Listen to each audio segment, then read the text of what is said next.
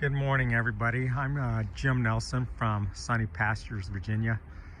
I just wanted to show you some of my bees and what I did to try to get them over the winter time. This is my setup right here close to my house. These bees, they're going to be moved onto a bigger piece of property. Has a lot more food and stuff for them. These bees, unfortunately, they got attacked, had 10 of them, 10 colonies, and they got a big bear attacked them and really put a butt whipping on them. And boy, I did not expect that. Just really tore them up, because each one of my 10 had 2 big brood boxes full and a super, and that bear destroyed all of them. Who would think a bear could actually do that? And I'm a first-year beekeeper, so I learned everything the hard way. It's almost embarrassing to talk about it, all the mistakes I made my first year. But as far as my 5 colonies here, this was a wild, this one right here, small, it's a double stack nook boxes. Very strong bees inside there. They were wild caught. And then these other 4 I bought from a gentleman in Northern Virginia, and they should do okay, I sure hope. But what I have here, and I'm not going to break them open to really show you very well, but I have a brood box, and then on top of a brood box, right kind of in the middle, is actually a huge giant sugar patty.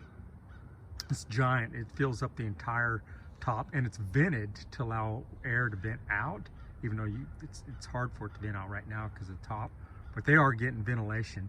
And then the very top, I put what's called a quilt box. So it's actually their feeders. I put a bunch of these little pellets in that absorb 10 times their size in water and moisture.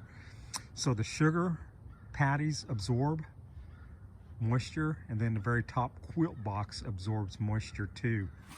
And I learned that from watching a bunch of videos of what the guys do up in Canada, because they have to normally do stuff to insulate their bees up there to get them through a winter a lot of times. So I had just an old moving blanket down here, a little bit of an insulation factor, and on top of that, something to keep the rain and everything out. And they're active. You can see it's really cold. It's high 20s here right now. It was low 20s, but been very cold. This is actually right here, it's just a feeding box. They like me to put out sugar water on nice days, and I'll do that. And then inside this container, I actually put sugar water, patties, pollen patties if they need it, whatever food sources they need. So all the bees from the hive, they can come, they're smart. They learn real quick. They know they can go in here as they need and get whatever food sources they need.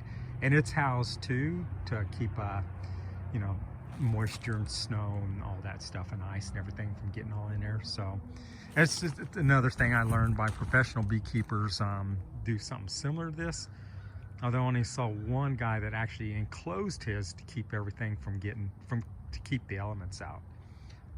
It's been a rough, like I said, I made every mistake you can. Starting in a few months, I'm going to be doing queen rearing, Russian bees, Italian bees, a lot of wild bees, caught bees, because the wild colonies, when you're lucky enough to catch those, they seem like super powerful bees, you know, but and they have not been mean. You know, you think, oh, they're wild bees, you know, a wild swarm, but most of them have been really chill. So I'll let you know. I'll be making a lot more bee videos, and I'll be showing you exactly how I do everything. But again, my first year, if you could do anything wrong, I did it wrong. A lot of stuff. I mean, and I'll go into a lot more detail on that as we start inspections, and as we start, you know, doing the mite inspections and splitting, and you know, the early spring when they want to swarm. Things that you can do that I should have learned and been smarter on. I read a lot, but I was trying to be more of a hands-off. I didn't get in the hives as often as I should have, probably.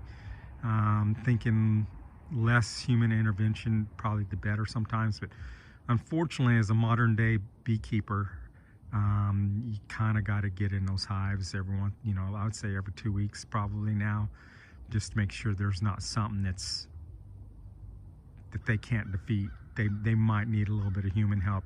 You try to let genetics work and let them kill everything that can get to them and everything, but there's just certain things out there right now with, honestly, I think they're just, if you're going to be successful, you're going to have to help your bees. And that's where I failed a little bit last year. I did things, I had everything, but honestly, I should have inspected more and helped them a little bit more. I also started a big fruit orchard, and that really took up a massive amount of time. So as if you monitor us, what I'm doing on that big piece of property, I'm redoing a 1910 house off-grid and a fruit orchard, which that hot heat, putting them in the ground, it just really, I don't know how many of them are going to survive over the winter, and how many of them summertime. I hope we'll know a lot more in just probably about 6 weeks, and then, or I may have to start that over kind of too. So a lot of videos on that. So fruit orchard and bees are my thing as far as for the sunny pastures, Virginia, and a lot more videos coming out. And if you want more specifics, feel free, honestly, don't be shy, ask me and I'll go over anything in specifics with anybody. But again, this is kind of the way I overwinter. On nice days when it gets above 51, and each colony is a little bit different. Some are more active at lower temperatures, some aren't. It's interesting to see them. But they actually do come out quite a bit on nice days. You'll see a lot of activity. And they'll be up here feeding. They'll be going in and out of the box, getting whatever food sources they need. I'll normally break the ice. I'll pour that out, and I'll put just a little bit of water or sugar water added, in there. And right now, it's when I do put it out in the wintertime, it is a 2 sugar mix to 1 water. So, I'm keeping my hands and fingers crossed and praying for all these guys. Gosh darn it, man. Yeah, you always worry about your bees a little bit, especially when you're new at it. Just figuring it out, and you do stupid things, and oh well. Live and learn, right?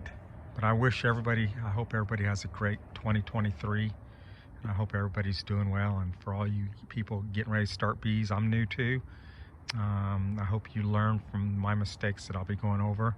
And the bees are having a real hard time right now. The sheer numbers that are dying out there is staggering. There's, you kind of got to get smart on it real quick. And it's not like I thought you just buy some bees, put them out there. Don't have to worry so much. There's a lot of things that are trying to get after these guys. You got the mites, you got moths out there. They'll rob from each other. You got to feed them during the DARF time frames. There's just so many things out there right now. You can do an inspection and kill the queen on accident. You know what I mean? It's like, that's it. You know what I mean?